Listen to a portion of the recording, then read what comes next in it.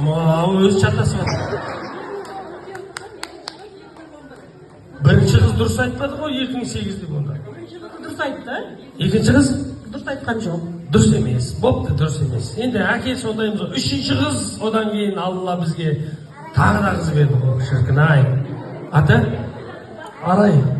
Арайға шапалақ соғып қойыңыздар. Негізі, неге тутуралы куәкте арай ма, жоқ арайлым ба? Арай. Арай қызымыз қай жылы нешесі? Арай 2012.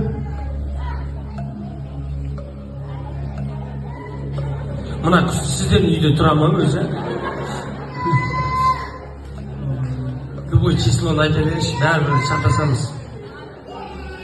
Ноябрьдің 18-і. 2012 ноябрьдің 18-і. Дұрыс емес. 2012 24 сентябрь. Сентябрь қайда, ноябрь қайда. Бұл кісі сентябрьде жұмыста болғанда, ноябрьде зарплата алып, сонымен ұмытып қалған ау. Шапалақ соғып жіберейік. Жоқ ол. Жоқ. Өте жақсы. Өте жақсы. Ағадаға мен төмендетіп жатқан жоқ болды. Өте жақсы. Мен де білмеймін. Так. Одан кейін Алла бізге төртінші қызды берді. Айжан. Айжан. Аты дұрыс па әйтеуір? Айжан. Айжан қай жылы? Ноябрь 24-ші. 2024-тің жоқ. Туылған күні ноябрьдің 24-і. Жылы?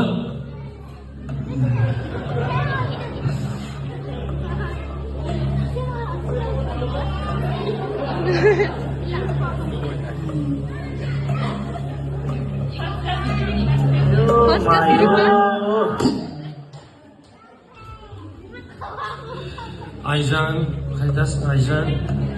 Айжан келіп, мынау жас қой бұл. Шапалақ соғайық. Туған күнің, жылың? Қарашаның 27-сі. Қараша. Ноябрьдің 27-сі, жылың? 2014. 2014. Дұрыс жылы қаптау. Ай маған. Енді Алла деген бір ырызғыны берсе, бері бергісі келеді ғой, Аллаға шүкір 4 қыз беріпті. Мә деп. 4 қыздан кейін Алла бұйыртып бізге Абдурахим деген жігітке. Енді балаңыздікін жатқа білетін шығарсыз, қай жылы? 2018. Туған күні? 27 март. Дұрыс па? Бұлар көрдіңдер ма? Еркектер өте бәр сұмдықсыңдар сендер бар ғой. Ұлдарыңдікін жатқа білесіздер, ал қыздарыңдікін білмейсіңдер. Неге олай? Өйткені 4 қыздан кейін аңсаған Абдурахимнің әкесі ғой, шапалақ соғып жүрміз. Бірақ ардақтағайын, қазақта айтады. Бұл